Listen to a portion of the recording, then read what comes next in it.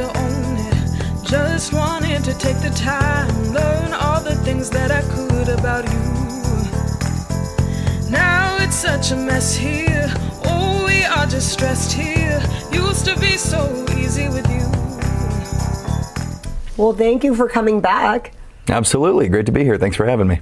Well, it's a little bit sad of circumstances. So what happened last week? So it's not that sad. There was a minor setback, but nothing we can't deal with. So last week specifically, we on Monday morning were informed, actually I believe it was Tuesday morning, we were informed that from friends and family and supporters and voters and just diligent, vigilant neighbors, that 14 of our city council campaign signs, since I'm running for city council in District 6, 14 of them in 10 different locations had been tagged with graffiti. And not just random graffiti of a drawing or someone put sunglasses on me. It was words, specifically very accusatory words, accusing me of some terrible, heinous things. And like I said, this is about 14 different locations. Wow. And you said the police are on it, right? They are. They were pretty quick to respond. That's good. They were. And there is enough video footage from these different locations, be they private security, closed circuit television cameras, or the real-time crime cameras that are located at each of these major intersections, that caught the individuals who did this. Now, your ability to hit 14 different locations in one night with the same handwriting and the same color paint indicates it was probably the same person or set of people who were mobile, which likely means there's a vehicle associated with them. Every vehicle has a license plate. Every license plate's registered to a person. Yeah. So I don't expect they're going to be on the run for long. Right. It's hard to do anything these days. There's cameras everywhere, people. Correct. But the weirdest thing is that I haven't even seen anything like this in my experience. I've been following this for a while, all these politicians. Why are people coming so hard after you? It's a good question. One of two things, I think. One, it was shown that in a county south of here, south of Fresno County, a few years back, there was an individual who was accused of and investigated for some of the things that they were accusing me of doing. Now, unfortunately, this person's name is very, very similar to mine. Oh. Notably, the same last name, and albeit spelled differently, the same first name as well. So instead of malice, I will attribute it to ignorance, and I will say that these individuals didn't do their homework properly. And now it's my campaign and my supporters who will end up paying the bill for their lack of attention to detail. That is so wild. Okay, so there was really something. Was that guy in politics too? I don't believe he was, no. But the case itself was well enough known within that city, that community. And it wasn't that far from here. Well, and you're so young, so when that happened, I bet you're way off on the age of the guy who actually did things like that, was accused of that. Not only is he significantly older than me, right. But this did happen a few years ago while I was on active duty deployed. So yeah, exactly. They said they're not doing their homework. I was like, well, that makes a little, I mean, I guess that takes a little bit of the weight. It makes it a little bit, solves a little bit of the mystery up. But that's so much you have to deal with in a campaign. People just don't realize the work that goes into this and all the problems that you have with these, guilt by association just by your name. True, and that's one of the possible explanations. The other possible explanation is that I think the fact that we've run this campaign, and I've been told this many times, that we're running the most unorthodox campaign that has been seen in local Fresno history, because we aren't spending our time chasing after endorsements, we aren't spending our time chasing after big dollar donations or the support of developers or these large interests. We're spending our time going out and talking to people and walking. I'm walking every single day. And that's something that generally isn't seen. And we're talking to people of any political party or no political party or between political parties, because it doesn't matter. Oh, right. No, I think there's a lot of confusion. A lot of people are between. So I think that's, it's a good time where you're like not really. Absolutely. You get folks on the left who are looking at leaning right, folks on the right who are looking at leaning left. A lot of folks who are just disenchanted right now with the local political system, be it a county political party, local elected officials, state officials, you name it. Folks are kind of disenchanted, and they're sick of the political nonsense. They're sick of the culture war stuff. They just want someone who's going to show up when called, who's going to tell them the truth, and who's going to outwork the competition. That's it. And those are the three things that we have done up to this point in the campaign. We're going to continue doing until November 5th, and we're going to ramp that up in January when we take office in Fresno City Hall. That's why you have the tan. You're walking next on doors every day. I've been perfecting my farmer's tan all summer. I've got this nice V down here from last weekend of walking. But I'm finding also that that's really what resonates with people. I don't often show up to anyone's door and have them ask me, well, who's your pick for president, or what's your stance on the United Nations, or what are you going to do about global warming? They want to know, hey, I can't walk my kid to the park from here across the street because we're worried about getting hit by a car. Or, hey, I've been trying to open a business for 8 months and I can't get the permitting done with the city and we're losing money paying rent every month. Or, hey, I'm worried that we're going to be homeless because the job that my husband has was just, closed down and gotten rid of. And the job that mom has all of a sudden isn't available anymore or was outsourced to some sort of labor from a different place, and they're worried about becoming homeless now. So these are the stories I'm hearing. They want someone to respond to that. They're not so worried with the big flag-waving, chest-thumping culture wars. They just want someone to show up, fix the things that are right in front of them, affecting their lives. And I think that scares some people. I think that scares a lot of your establishment entities, be they the interests, the big money donors who are used to being able to funnel their money into their candidate to get their agenda done. Maybe some of the elected officials who aren't ready to see someone who's from outside the political world come in and start being, responsible and taking charge and taking accountability for the things the city's done and is doing. I think that scares some people, and maybe it should. And what's the biggest problem that you see in your district based on other districts that District 6 has?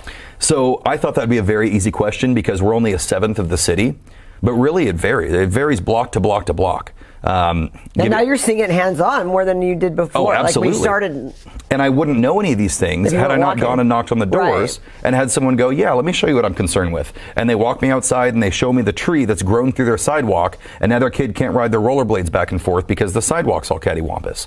Or I'll give you another example. Down south of Herndon between Cedar and roughly Chestnut area, they're worried with big companies coming in and buying up any home that goes for sale and converting them into senior care homes.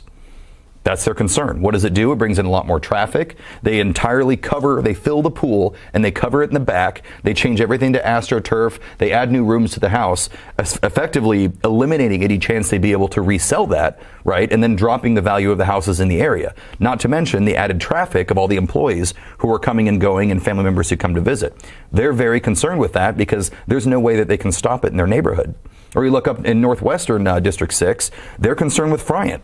They're very concerned with Friant Avenue, whether it's down on Audubon or all the way up on Copper. They're concerned that people are going way faster than they need to, going Mach infinity down Friant, trying to set a new land speed record, when that makes it very unsafe for people who are going to or coming from Woodward Park, not to mention just the daily commuters in and out. Oh, yeah, we have a lot of walkers in that area. Absolutely. We have walkers. You have a lot of cyclists who are in the area, people trying to take their dogs out for a walk, families who are going to and from the park. 100%. So what are you going to do to facilitate like that? How are you going to stop them starting a senior care in that neighborhood? Great question. And there are a few different avenues that we can take, right? A lot of it is a state issue because I've had the conversation with the current council member there and his chief of staff, Nicole, who, if you get a chance to meet Nicole, she's a Valkyrie of a woman. She is an absolute athlete and she knows District 6 like the back of her hand. But there are a few things that we can do. One, at the very, very lowest level, what I'd like to start with is as soon as a home is purchased in that area or someone's looking to purchase it, there's a mandatory notification to all of the neighbors. Hey, my name is such and such. I represent so-and-so LLC. This is my phone number. If you have issues, if you encounter too much traffic or trash or this or that or loud noises, this is who you can call and you can get a solution to it. That's just accountability right there. Again, it's just seeking responsibility and taking responsibility for your actions. One of the Marine Corps leadership principles. That right there would at least give people the idea that there is a way out, there's someone I can talk to, somebody cares, someone will listen.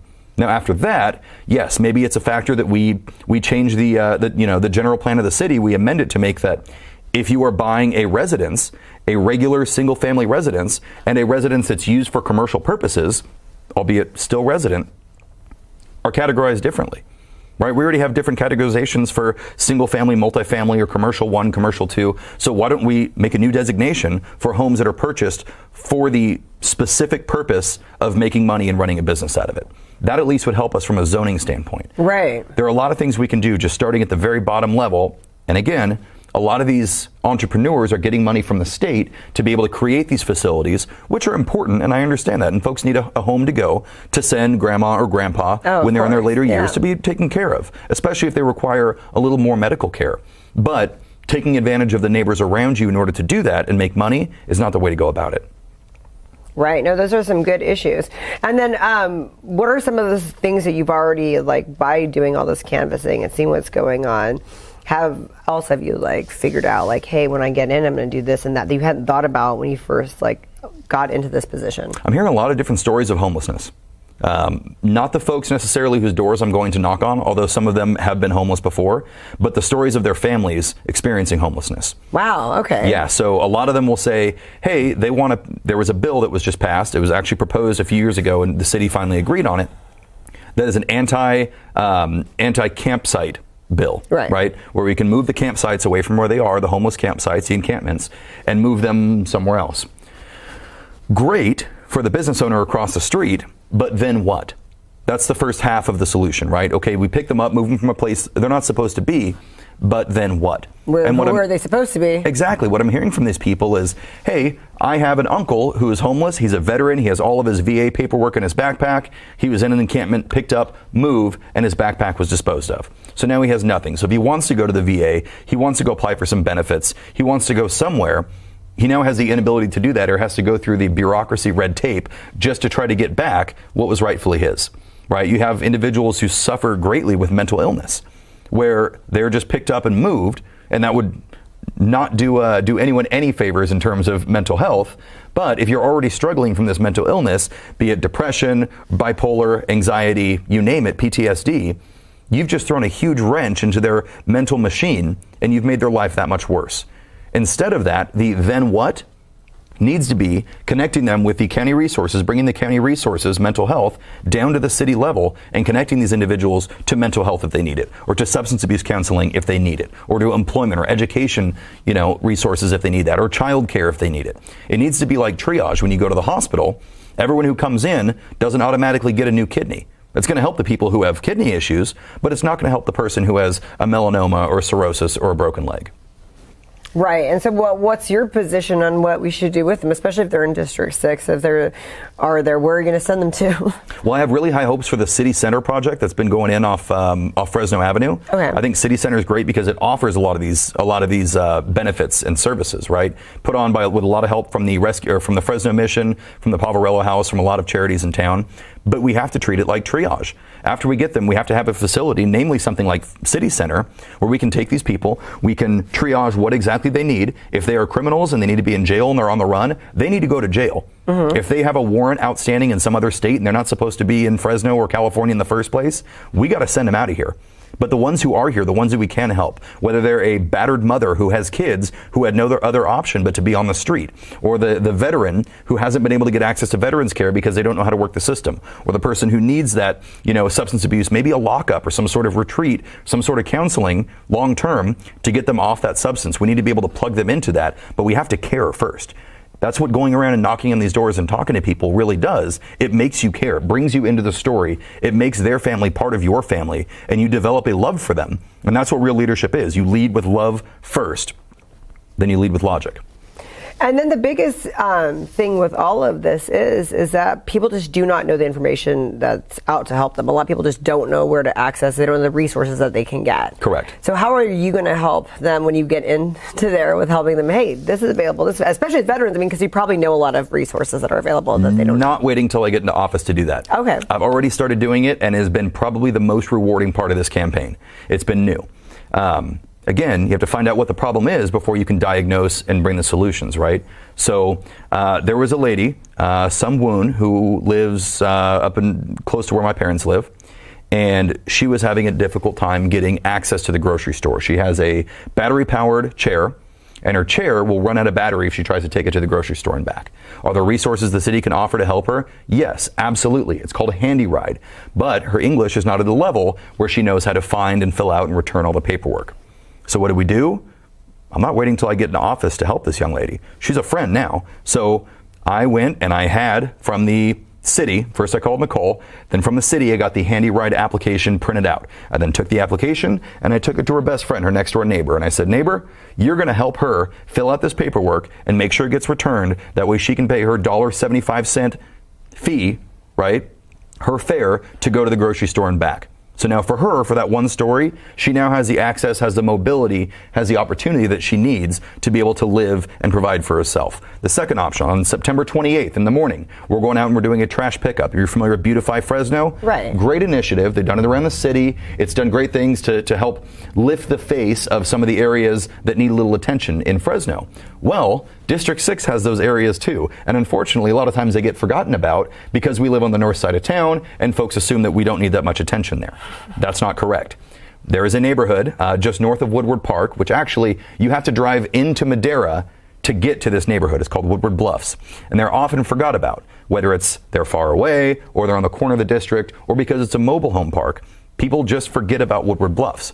I think that's wrong because they're still my neighbors, they still live in Fresno, and they still deserve leaders who are going to speak for them. So on September 28th, again, we decided to give them the city resources they need to provide for themselves. A lot of trash gets deposited on that access road that leads to Woodward Bluff. So we got in touch with the city of Fresno. We got Beautify Fresno to donate the vests, all the trash picker upper sticks, all the trash bags, and a garbage pickup at the end of the operation. And on Saturday the 28th, we're going to be having a neighborhood pickup, not led by the city, not led by an HOA, just led by me and my neighbors going out to do the right thing for our community. Oh, that's awesome. How do people get involved with that? They want to help you out that day. If people want to get involved with that, they can call me directly at 295-2850. I'd be happy to take your phone calls. They can email me at Richardson for District 6, the number 6, at gmail.com. They can follow us on Instagram or on Facebook, and we try to post and advertise all the events that we have coming up, most of which are not even fundraisers. Another thing that I told you I get made fun of and people say it's unorthodox, but I think that a campaign event shouldn't always be a fundraiser. You should just have events for folks to come out, get to know you, ask you questions. If they want to call me a name or throw their shoe at me, that's okay. At least we get to do it in person. So they can follow, they can come to one of our events, a free event if they'd like, a dinner if they'd like to buy a plate, whatever. The opportunities are there. We're doing a park series, which was a random 2 a.m. on a Tuesday morning idea. That why don't we just pick 6 days and go to the 6 major parks around District 6? Just set up a table, bring some water, bring some snacks. Anyone in the neighborhood would like to come out and talk to me, grab a sticker, tell me they like me, they don't like me, they voted for me, grab a yard sign, whatever they want. It's just bringing what was this cloudy, shaded government down to the people who it's supposed to serve in the first place. Okay, and you keep us posted on when those dates are. Absolutely, yes. It is. We will keep you posted. It is the Tuesday, Wednesday, Thursday of the last week of September, and the Tuesday, Wednesday, Thursday of the next week, the first week in October. That's a busy week for you because you have the park, you have the cleanup, and then those. And I'll be walking all day, every day in between. Oh my goodness, that is a lot. So is everything going good with the campaign? What do we need to do to donate? Where do we go? Your website? Yes, if anyone would like to donate, the website is nick6.com.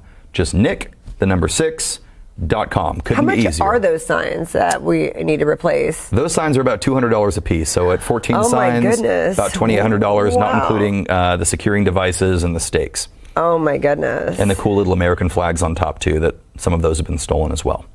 Oh my, and then what is the penalty for something like that when this person gets caught? Great question. I don't know. I'm not sure what the penalty is, but if you join me on camera one, I will say, God forgives, I forgive, Fresno Police Department does not. That's true. I mean, people really do need to be held accountable, and especially for that. I mean, I know that nowadays it is hard to get criminals staying in jail like they need to be, but it's also because it's that much property. I know after a certain amount of property, they will take it a lot more seriously. So that is a lot of property. But also zoom out. I mean, yes, okay, it happened to me, and it was a campaign, and it's fine. We're going to survive, right? We've gotten an outpouring of support since then. But the bottom line is 14 individual vandalism crimes were committed in District 6 in one night. Somebody has a lot of time on their hands, really. And you don't even get, that's not even stealing. You don't even get a reward for that. No, correct. Someone needs a hobby, absolutely. But that just goes to show you that crime doesn't have a part of the city where it's particular to. Vandalism, burglary, kidnapping, violent crime, you name it, car theft, there's not a certain part of the city where these crimes live. We're not immune to it because we live in North Fresno, and no one's immune to it if they live in far southwest or far southeast Fresno. These are things that affect all of us. And this is why when I get to city council, I'm looking forward to making responsible decisions, arming our first responders with either physically, mentally, emotionally, financially, to make sure that they can respond to these things. And our city has the ability to protect itself from folks like this who want to go around and commit crime. And what is your relationship with everyone? Because you're, Marine. What is your relationship with the cops and everybody in Fresno? Fantastic. Fresno? I've not had a single bad relationship with anybody in uniform. Two of my uncles were Fresno Police Department officers, so I had a great relationship with them. I've done ride-alongs with them. We've shown up at a lot of the police department events. We just saw both the police and the firefighters at the 9/11 memorial at Todd Beamer Park, which is right across the street from my elementary school, where I was on 9/11, 2001. Wow. Yeah. Wow. We'll talk about life going full circle. I know. So very cathartic for me. But, yeah, because you were the kid, and then you actually went to war. You went to go fight, and then you came back around, and now. Exactly. But anybody who dedicates their life to service, especially uniform service, I mean, right there already we have something in common. So that service, the dedication, the loyalty, the trust, that doesn't have one color or another of uniform. And it doesn't have a uniform necessarily at all. It's just people who are looking out to do the best for their community and set a good example for their family and for their neighbors. And that's really all we're trying to do. It's all I try to do in the Marine Corps, and that's what we're trying to do with this campaign. So what have they told you their concerns when you talk to people in uniform? Because what do they say they want, like, if you get elected, what they would like to see you do in working with them?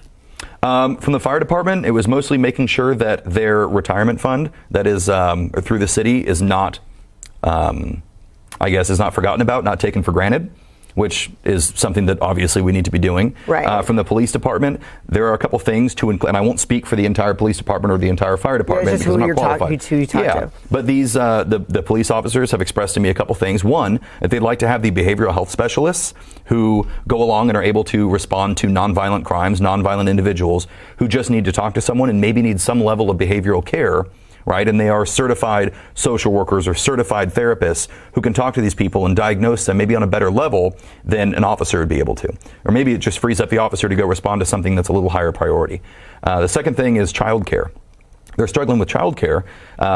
There is no free childcare if you are in uniform in the city, and even the ones who have kids, that's very expensive. It's very expensive trying to get daycare, junior college, Fresno Pacific, you name it, for their kids, not to mention if they want to send them to private school. So we're actually working with a lot of private schools in the area to get discounted tuition for the children of any first responder or veteran in the city. And that is, again, daycare, private school. That's interesting. I never thought about that. I think we do assume that they do a lot of discounts for, because it's becoming a bigger thing now to do. But I never thought about that, the childcare, because, a lot of restaurants are doing that where they do first responders, but nobody's doing that for the kids. That makes sense. And I never would have thought of it either had I not gone and spoken with them. That is so awesome. Well, this is great. I hope the campaign goes good. We're all going to go to your website. You're really good at telling us online where you're going to be, so we just got to keep following you on Instagram and on Facebook. What's the platforms again? The platform is on Instagram. We are Nick's Got My 6, the number 6. On Facebook, it's just Nick Richardson for District 6. And if you forget all of those, you can call me, 295-2850, or email me at richardsonfordistrict6, the number 6.com, or at gmail.com. Thank you so much for coming on my show today. Thanks, Sparkle.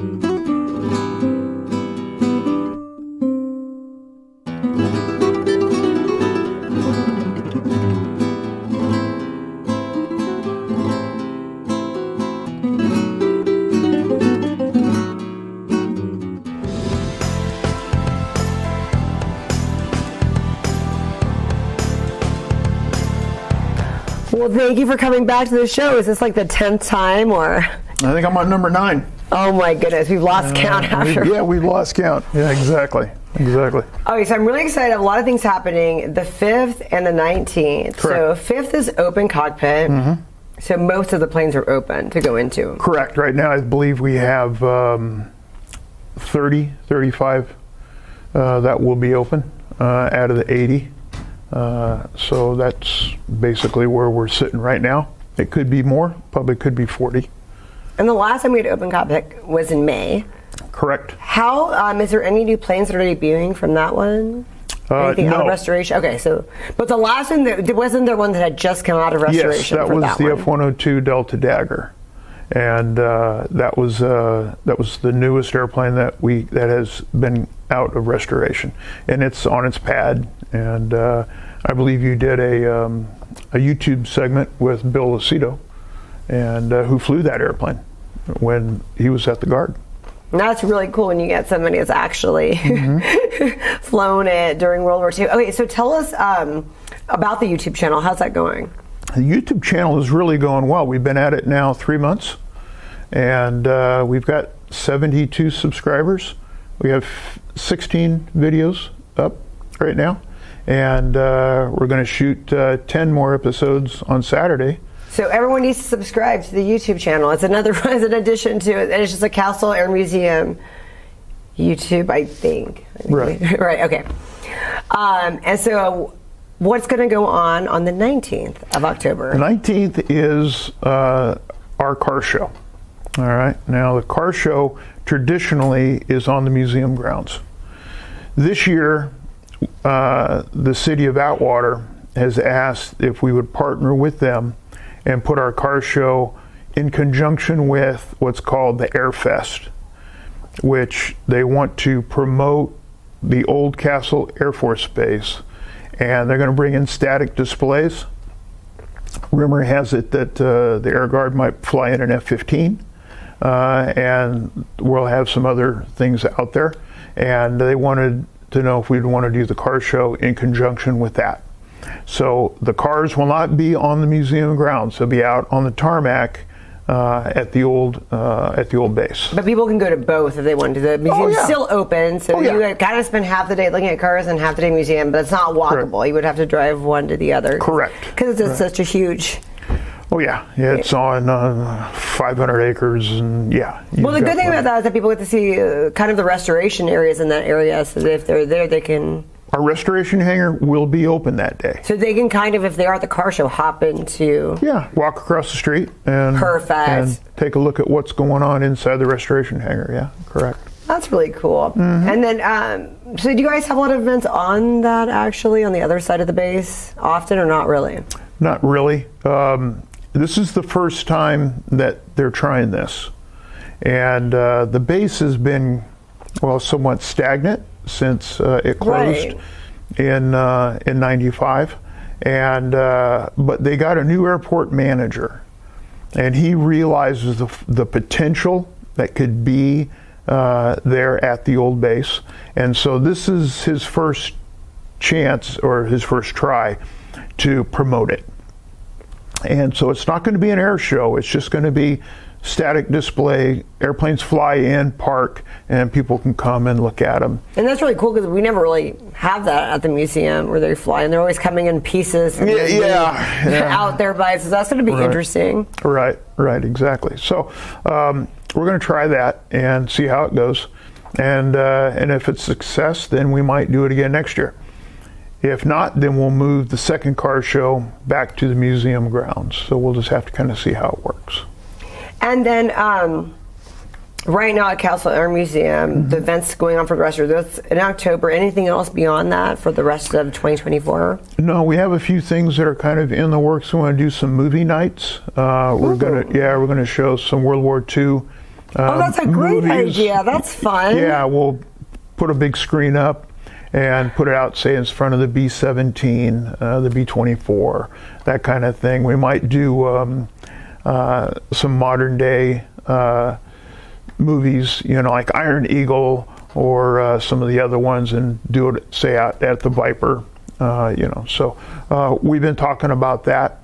The problem is that when wintertime really closes in, it gets cold, there. That's the problem with that one. And it gets really hot when it's hot and really cold when it's cold. Yeah. I always say that, the air conditioner is always on in the wintertime and then the heater's on in the summer. So you can never get, just the right, temperature. But that's why we decided to take open cockpit days and the car shows and put those in the spring, which we're very happy about. And in the fall, relief. Yeah, because you've been out there, when we had it in June, and we literally sweat ourselves to death. So we decided to move those. Yeah, that's really awesome. It was such a success last time. We had both the helicopter rides, and then we also had the balloon rides. So this open cockpit, are we going to have the same thing happening? Yes. Richard Ambrosini, as you know, is coming back with his Jet Ranger, so he'll be offering helicopter rides. I think the cost is $100 per person, and I think it's a 15-minute ride. Basically the same setup as what you did last time you were there. Which is so worth it. If you've never done a helicopter ride, it's very affordable. It's really good. And then the balloon gentleman, from what I understand, is going to make another appearance. Because he's usually there really early, though. I think that there's a certain point where it's like you have to go really early if you want to get a balloon ride. The problem is, Sparkle, is that I never leave the airplane. Right. So, but that's like a weather thing, for the air, with the wind and everything. Yes. That was what I was told. So that's why often they leave early, and a lot of balloon shows are kind of like early. So yeah, correct. But when he has been there, yes, the best time to do it is in the early morning, 9 to 11, I guess. But yeah, the wind really plays heck with those guys. And so they have to be real careful, when they do it, even though they're tethered to the ground. And I really hope people get out to do this. First of all, this helicopter race, there was like a line around every time. Everybody wanted in on that. Yeah, Richard flew literally from 9 o'clock to 5 o'clock. He never had a break. Yeah, the only time he shut down was to refuel the helicopter. Oh my goodness. But it was so worth it. Like I said, we had shown clips of that on the show. It's like that was such a great experience. And because I really never thought much about Atwater. That is right. I just go there. When you were up above it, it's everything was beautiful and like it's actually a really pretty town. Well, you hit it right before everything got hot and everything turned brown. Yeah, it was in the green time, so it was really good. Exactly. Yeah, so that was awesome. Did you get to go up at all, or no? You're always working. I've been up once with Richard. Okay. Yeah. So in another venue. So yeah, and so I've had my fair share of helicopter rides with the sheriff's department and the highway patrol and the city police. So. Nice. Yeah. So what can you divulge about what's going on at Castle Air Museum? I think we talked about this a little bit last time, but we're working on getting a bigger cover space. It's going to be all different eventually. Correct. The pavilion that has been moving forward at some really good speed. We have a firm up in Madera that is going to be in charge of building it, and right now we're coming up with the correct size. So right now we're looking at 180 wide by how much, whatever money $4 million will give us. So we're probably looking at 400 feet, maybe 500 feet. Yeah, so 180 by 500. And then we're going to put the cover, which I call the rodeo cover, up, and that will house the World War II bombers. So we're going to put the B-17, the B-24, A-26, B-25, and the BT-13 in there.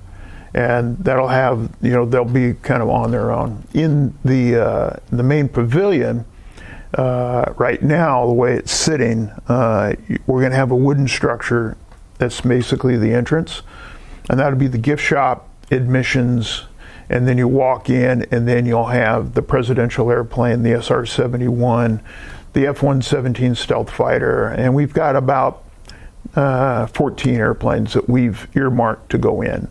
So right now, we're getting those airplanes that are going to go into the pavilion ready to go in, and that means repainting and that, because once they're in, they're in. Right. It's not like you can open it's not like you can open the big door and and take them out and paint them. But repaint them, put them in, and then they're sealed. And that's going to be great for so many reasons. I mean, one is going to preserve these planes in a way that they have not been preserved this whole time, because Correct. they won't deal with all the weather problems. And that's going to be great for our visitors, because then they can, all the weather conditions we were talking about, that is a hindrance, won't be as bad at that point because we'll be indoors. Yeah, and the nice thing about the pavilion is that it's going to be built in sections. So Oh, cool. So some of it will be usable while other parts are being built? right. Okay. Yeah. So the first phase is about $6 million worth, and then we're going to have a space probably 100 feet, grass and picnic tables or whatever. Then the next building, and then it'll kind of work its way around, and so. Majority of the airplanes will go inside. There are some that just won't fit, because we just don't have the space to put a building big enough to put a B-36 in or a B-52. Right. The KC-135, the KC-97, those are some big airplanes. And you would need something 230 feet wide to get them in safely.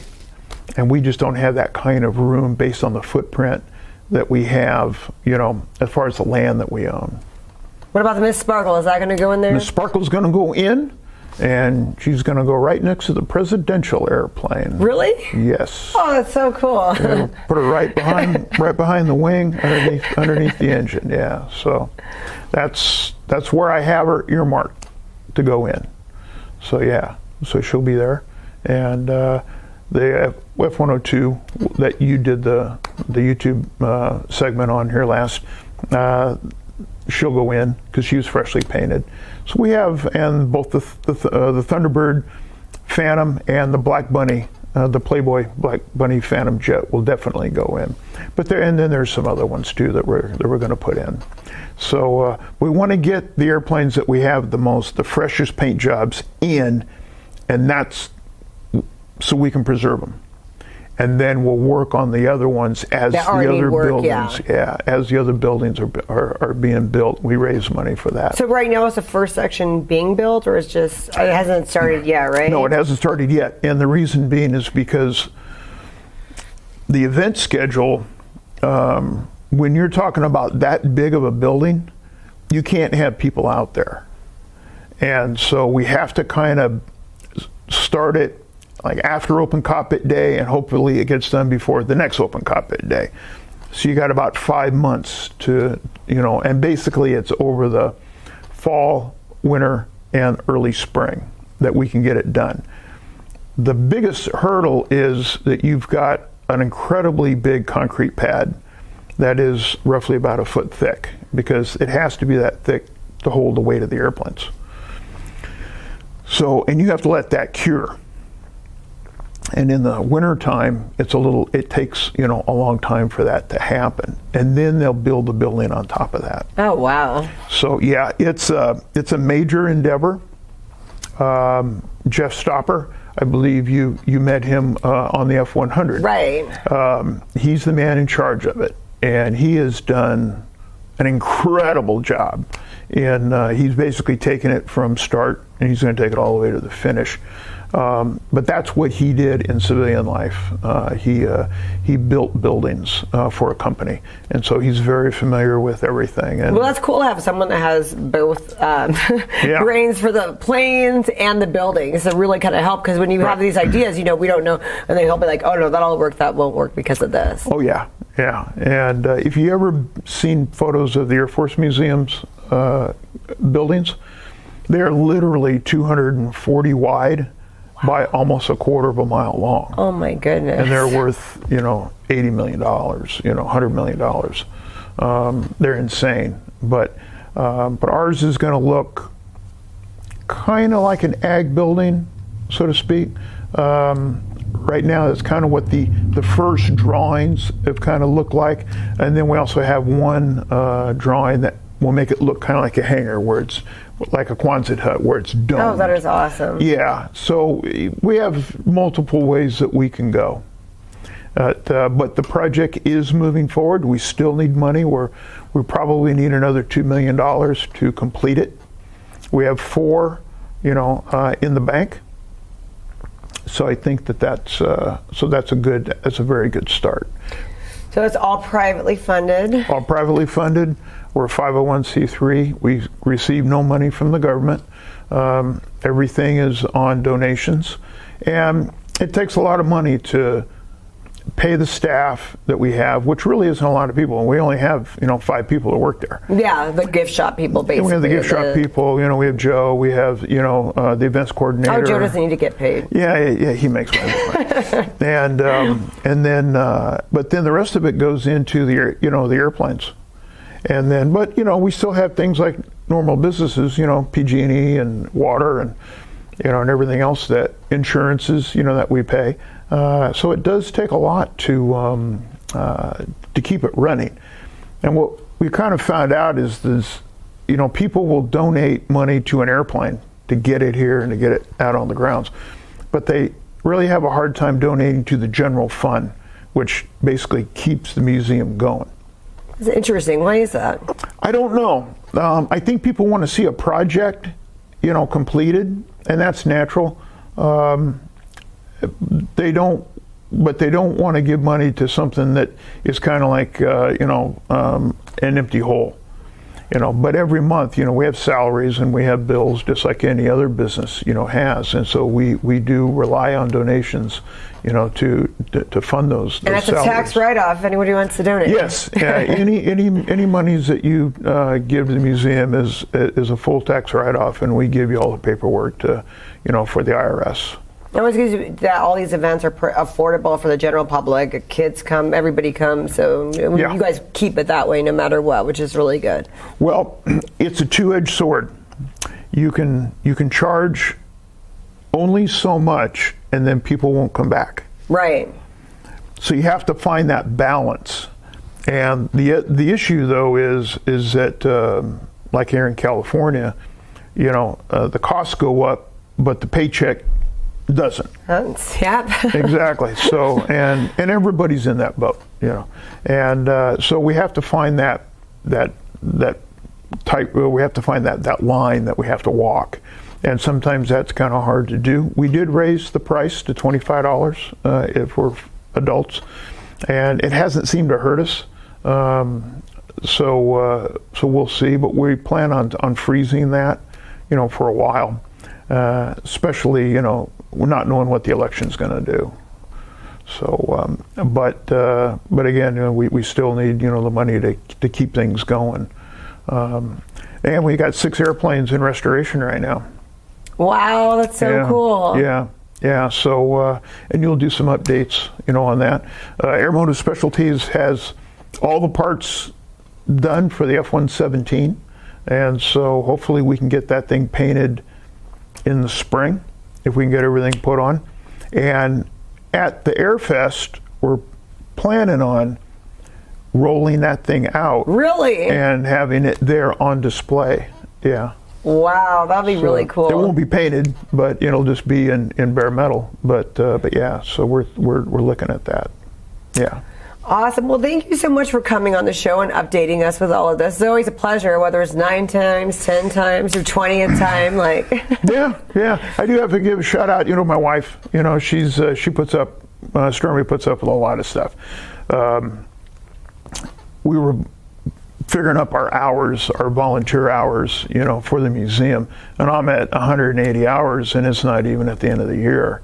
And it takes a lot of time away from, the house. And because, we're up there every week or every month, 3-4 times a month. And that's 6-8 hours at a shot, So the wives and the girlfriends of all the guys,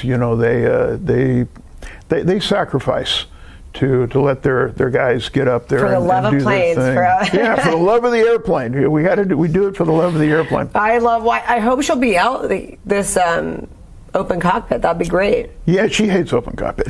Oh no. Yeah. See, all you do is just sit there all day. Well, yeah, that's kind of what we do. I was like, if she's there, she's going to be as much as the attraction of the plane. That'll be a great reason. So. So shout out to Stormy. I hope I see you there at one of these events. Well, maybe she'll come out now. You never know. Well, the problem is with that is that, we leave at like 5 o'clock in the morning to get up there. And she says, I'm not dragging myself out of bed at 5 o'clock in the morning just so I can go up, sit next to an airplane for 8 or 9 hours out of the day. So, but yeah, you'll meet her eventually. Yeah, it takes a lot of love and support, like you said. So a shout out to everybody who puts up with this museum going on. Yeah, and we got volunteers that do 300-400 hours a year. Oh my goodness. And that's a lot of time. And when you break that up throughout the year, it's a lot. It's a lot of time away from home and your loved ones and everything. But they understand that we're out there doing it to preserve history and to keep it going for generations on down the line. Right. And that's the important thing. So yeah. Well, thank you so much for coming on, and everybody keep posted with the updates. Follow Castle Air Museum on the YouTube and all of our social platforms. Yes, and we have the new website. It's up and running, and you can look at all the events that we have going on. Oh yeah, that's been great. It just pops right up when you Google it. It comes up. So, yes, thank you so much. Hey, you're welcome. Anytime.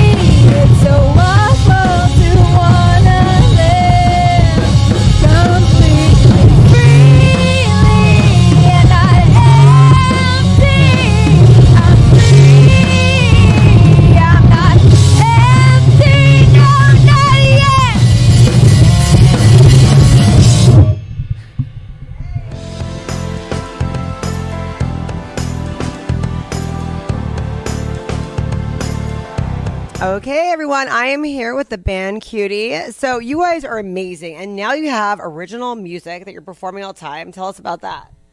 Well, we just are coming out with a new EP on the 21st of September. We're going to be having the show, so it's a release party. All these bands are releasing music. We're just happy to be one of them and being a part of this great show. So we're releasing an EP, and the songs that we played today are 2 of the 6 songs that are on that. So tell us all the bands, because you have your fancy schmancy handwriting. Yes. So this is our great friends Jinx. They're from Mariposa.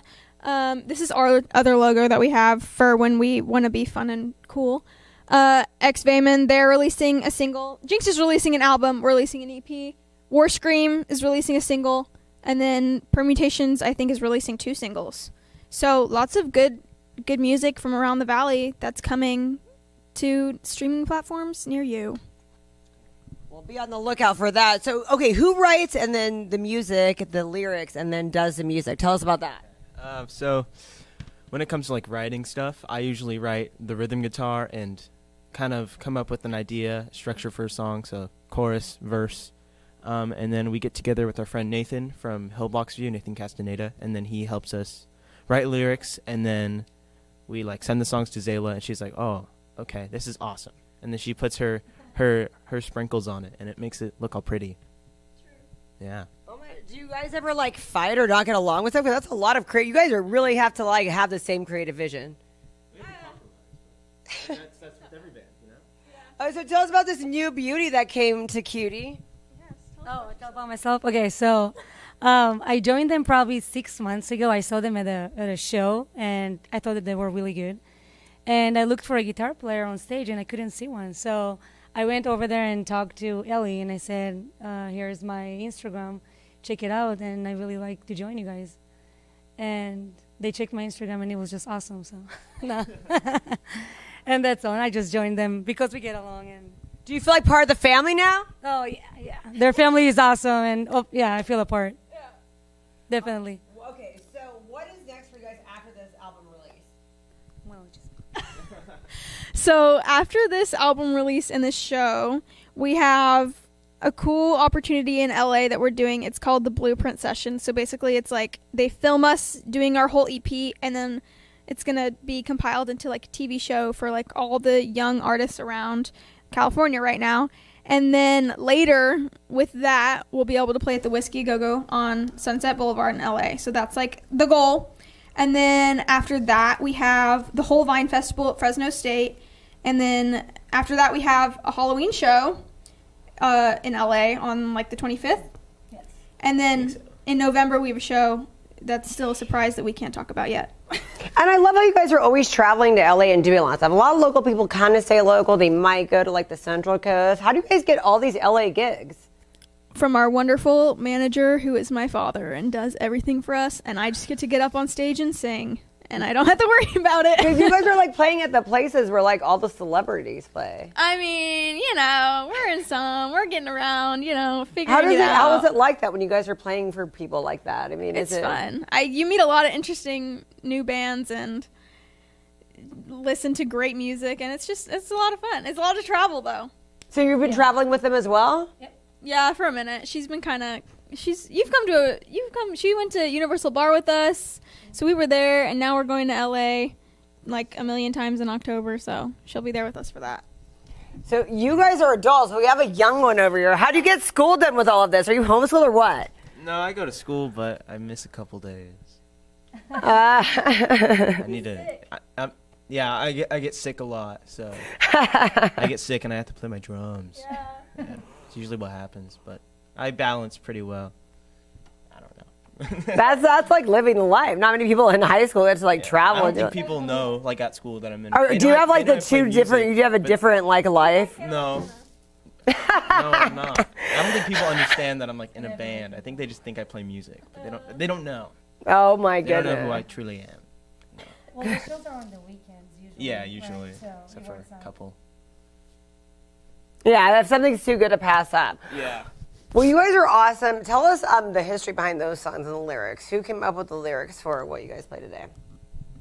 It's a team effort. We all kind of put our pieces in and it comes together in a beautiful puzzle. Gavin had written those 2 songs, the riffs for those songs, like a million years ago, and then we brought them back out and we were like, let's write words to this. And What's it about?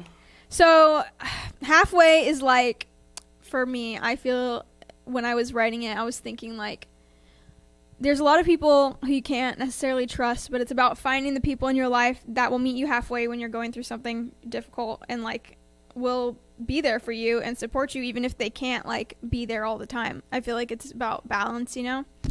And then In the Dark is kind of a similar message vibe, but just kind of being not so sure about how you're portraying yourself. Maybe you don't feel like you're 100% yourself all the time, and you kind of keep what you really feel like on the inside, so you feel safer in the dark rather than like putting yourself out there and being your own person and just kind of like locking those feelings away. It's kind of sad, actually. But I mean, as you laugh, it's kind of sad. like you know, everybody goes through it, and I think that a big thing for our music is like it can be interpreted a lot of different ways. So they're kind of vague songs, but I think that is a good thing because then it's like everybody can find their own meaning in what they're hearing. I love that. I love that you guys are always posting about where you're going to be. So if anybody has any doubts and forgets about this, everyone needs to follow Kutie the band because all you get to hear is good music. Kutie with a K. Kutie with a K. And then it's going to be streaming, you said, on all the platforms after the 21st, right? Yeah. Right on. Thank you guys so much for coming on my show. I'm glad I got you before you're like really, really big and you're like, psh, whatever. You know, we'll be back. We'll be back. I love it. Thank you guys. You're welcome.